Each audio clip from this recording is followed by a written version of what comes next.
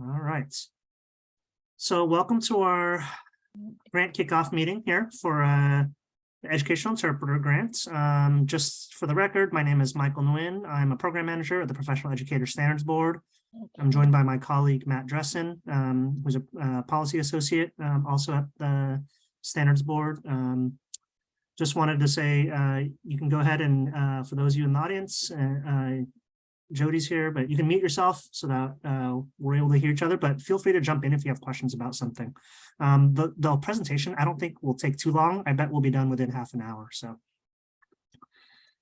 we'll have time at the end for questions. So I wanted to start off with the land acknowledgement. So we want to acknowledge that no matter where each of us are physically, we are on the traditional land of Native Americans whose ancestors were the original inhabitants. As we proceed with our work, let's make sure that our deliberations and recommendations benefit their descendants equitably.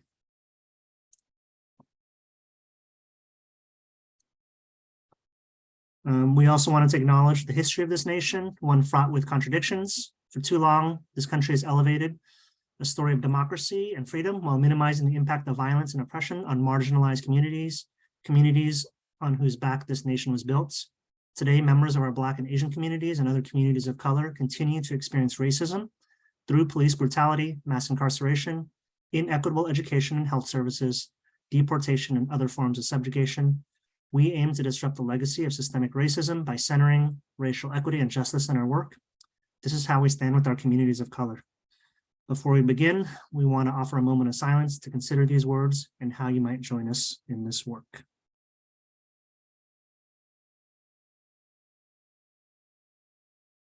Thank you. I'm going to pass it to Matt. Thanks, Michael. Okay, I would just like to say congratulations to all the grant recipients for the Educational Interpreter Grant. We are glad that you're here or you're watching this and for all the work that you're going to be able to support out in the field with this grant.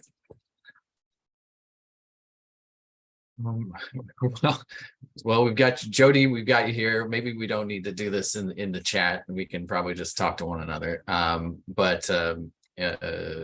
This is our second round of the grant kickoff here. So we tried to do a little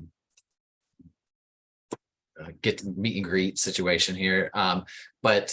Maybe you can just share your name, introduce yourself, your name, your pronouns, where you work, your organization, what your role is there, and then if you have any plans for this Sunday at the Super Bowl.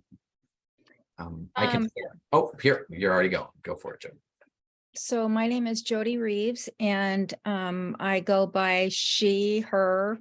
I currently work for Wenatchee School District. This is a new district for me. Actually, I've worked for much larger school districts. In fact, I'm going to be retiring here at this summer. I think I'm going to retire and do some other fun things. But I am the teacher of the deaf. I actually have been through an interpreter training program, and I have I've raised 4 deaf adults now. So I have plenty of time to practice my skills, but I still never call myself an interpreter.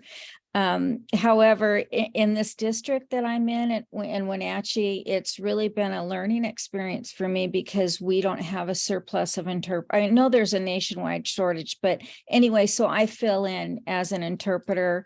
Like right now we have someone out. And so I do that. It's not the best situation, but we do what we have to do. And that's their first line of access. So, and this Sunday, we'll have a Super Bowl party and celebrate my son. I think he's going to be 25. I get them all confused, but they're all in their 20s. So somewhere around there.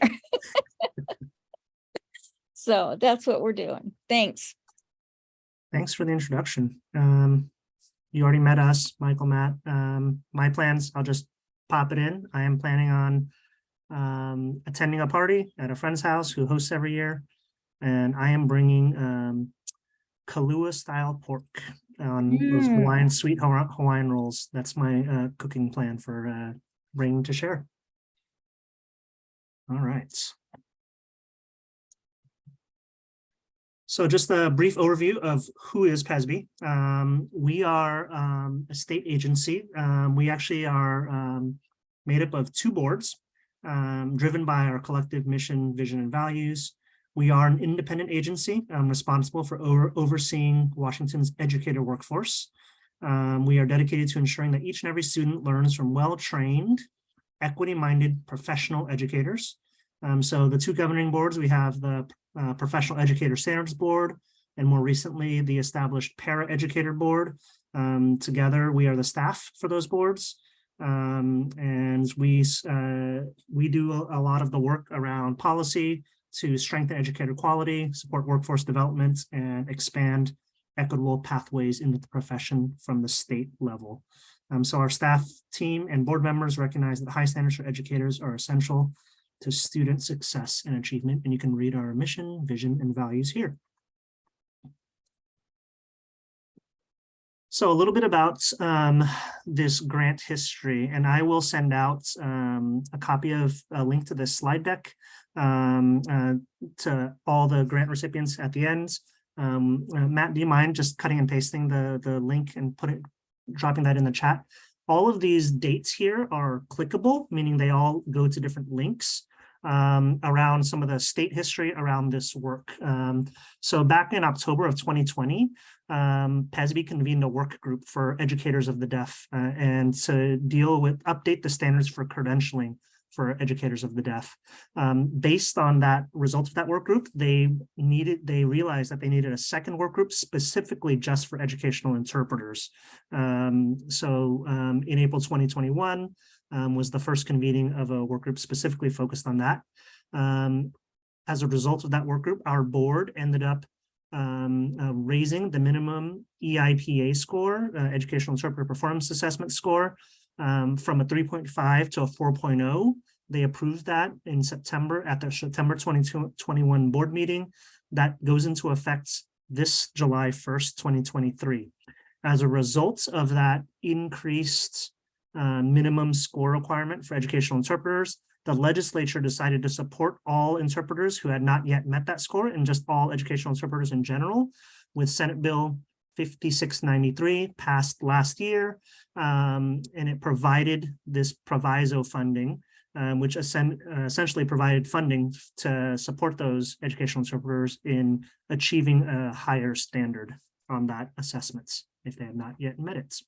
So can I ask a question about the implementation of this?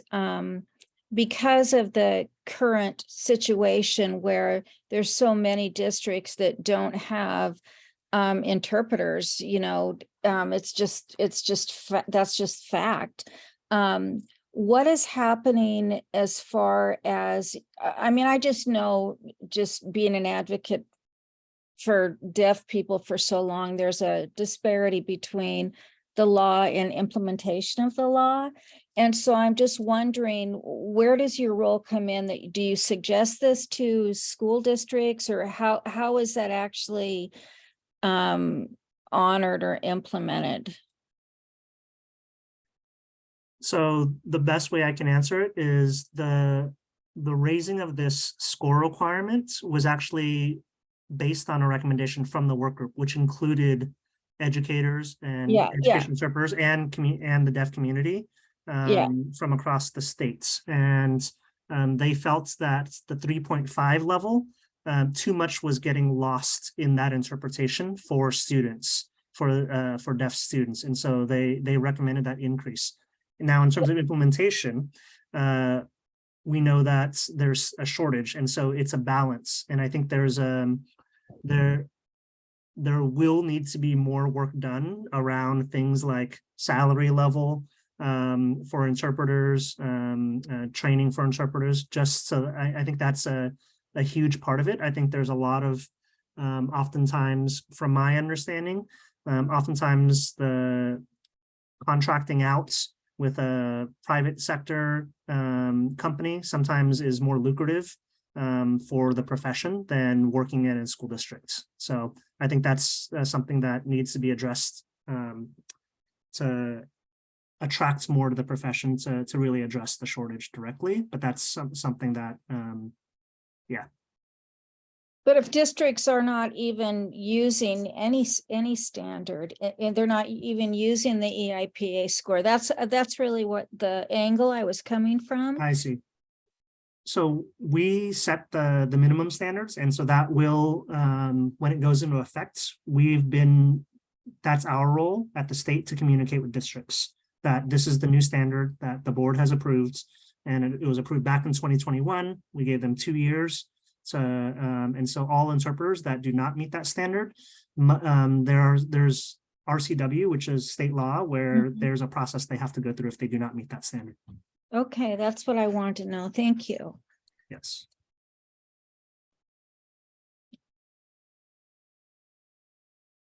So I'll pass it off to Matt. Thank you. We'll start digging a little bit more into the kind of specifics around this grant here. In the chat, I just dropped a link to the grant manual, which we'll talk about here. That includes all the details essentially that you'll need to know about the grant. And there's some fact and other things in there too, the timeline, stuff that would be useful. But we're going to go over some key points from that packet here today. We definitely suggest giving that a solid review before you start working on your actual grant packet. It's $2,000 to reimburse school districts for PD activities per employee. So $2,000 in grant money per employee who are in the role of educational interpreters, training to meet these standards. Based a lot of like basically what Michael just kind of alluded to, the change in score, and we'll get into that on the next slide. But this is language taken right out of the legislation for this. So the grantees will support education interpreters in training to meet these new standards. The new standards over here you can see, like Michael mentioned, you'll have to pass that written test. And then also in July 1st, you'll have to have a 4.0 instead of a 3.5. Or you can complete the National Interpreter Certification from RID. One thing to keep in mind, funds need to be spent before June 30th. So activities, any grant activities, and we'll get into kind of those also here in a second, those would need to be kind of completed and so you'll have to have withdrawn your funds prior to June 30th. And that is just the way the fiscal year works for the states. It runs July 1st through June 30th. One other thing to mention that I forgot to mention on a previous slide, sorry, Matt, to jump in, is that these are one-time only funds. So this was a one-time shot. I mean, there's a chance things could get added in the future, but it's not it wasn't budgeted for like in perpetuity. So this is a one-time grant. Okay, and again, this is language taken straight out of the legislation here. So grant funds may be used for professional development, training, mentor services, paid time to attend training or mentoring opportunities, compensation for substitutes to enable educational interpreters to access their PD training or mentoring services during the instructional day without interrupting service to students. Courses offered at institutions of higher education located in the state and designed to improve the professional skills to meet these educational needs of students who are deaf or hard of hearing. Assessment fees for initial submission or assessment retakes to meet or exceed these new standards or other activities as defined by our agency. And Michael's going to talk a little bit more about what those might look like. So we, during the initial round, this is a change for what we're allowing to use the grant funds for. After receiving feedback from the first round of applicants for of this grants, they requested that funds could be used for travel as well. there are a limited number of sites in Washington state where the assessment can be taken, namely Vancouver, Washington, and Spokane. And so we consulted with the Washington Center for Deaf and Hard of Hearing Youth. And so together we determined that the following travel costs may be covered by the grants. Travel expenses must be related to the activities outlined by the grant funding, such as what Matt mentioned, professional development or taking the assessments. And so mileage, lodging, per diem for food, any time for attendance at a conference, workshop, or this assessment, and travel time, the grant funds may be used for that. And individuals who are planning to do this should seek approval via their school district's travel process, which may include proper documentation such as advance approval, receipts, etc. And we also, the state allows maximum reimbursement rates, and they're published by the Office of Financial Management, and those are linked there.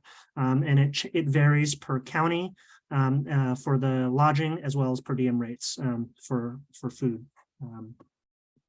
But you can use the grant funds for that expense.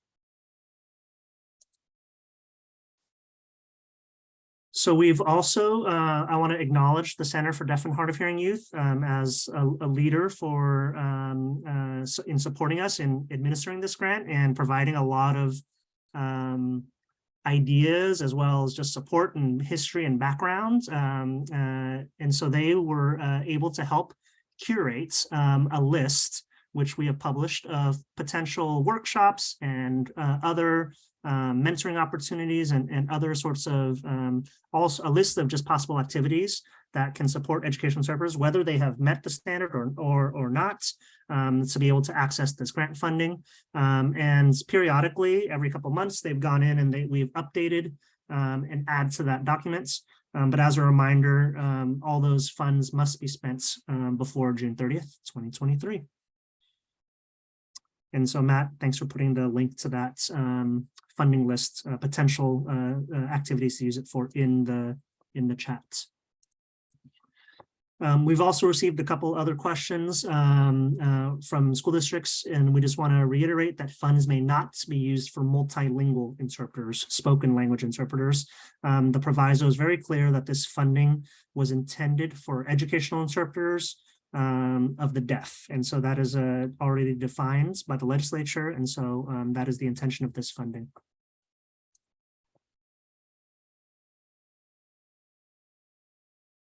All right, Matt. Okay, we'll talk just a little bit here about this, the timeline. Jody, you're here for the second round, as I mentioned, but it's opened up applications in early to mid-September. They were open for about 2 months. And our first round of kickoff started in December 1st. And then we stopped submitting or accepting applications for the second round just this last month, January 27th. And here we are today having our kickoff for the second round here. Jody, it sounds like you might be working with a grants manager at your school district. Okay. Correct. Well, Correct. okay. Yeah. Well, I'm glad for you because you don't have to dig into iGrants all that much. It's a very fun platform. I'm glad for me too. Well, I'll go through it just for the folks who are listening or watching this recording as well, and just for your knowledge also. iGrants, the next step essentially for you, and we'll send some follow-up on this, is to start working on your assurances, agree to those, and complete a budget for form package 227. iGrants is essentially a system that's run by OSPI to kind of collate and organize, distribute, and reimburse grant funds for a number of things, including this grant. A lot of times this is accessed by school district iGrants administrators or just grant administrators. There is an iGrant user manual that I can put into the chat here just for your own enjoyment, or maybe you want to fall asleep later tonight while reading it. But there's that. And then if you have questions, there's a great support team over at iGrants, and they can be reached at igrants@k12.wa.us. We want to reiterate that the only way that it has to be through the school districts in order to access grant funding from the legislature. And that's just the way that our state budget system works, is through the anything run through the state runs through iGrants into the school district. Okay, so what now? Y'all can begin working on your grant activities. One thing to keep in mind is as you're spending the money, school districts, and just to speak to sort of what Michael even just said, school districts submit their grant claims for reimbursement through OSPI's grant claims system, not iGrants specifically. That's kind of the bulk withdrawal of grant funds. The system can be accessed through OSPI's EDS system. So same. Wait, let me see that again. So do they but they don't necessarily know that, right? You're saying that our grant person will, that's how they'll submit, is not through iGrants, but through OSPI's grant claim system? Yes, exactly. And again, this might be a kind of in the weeds type of question about how this is all set up like that. And you'll see here, Michelle Sartain's email address. She is a grant management supervisor over at LSPI. And so if your grant administrators at Wenatchee or wherever you are have questions, she would be the person to contact. Okay, that's good to know.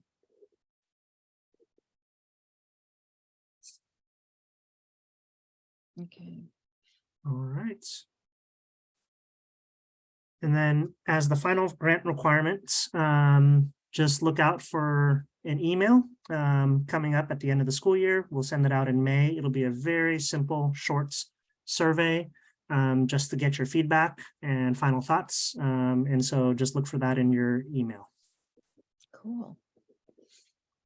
And that is it. Oh, So this is our social media and website links. And then if you have any questions, these are our email addresses. And we will send out a follow-up email with the recording of this, as well as all relevant links and information. Oh, good. I'm going to stop recording here.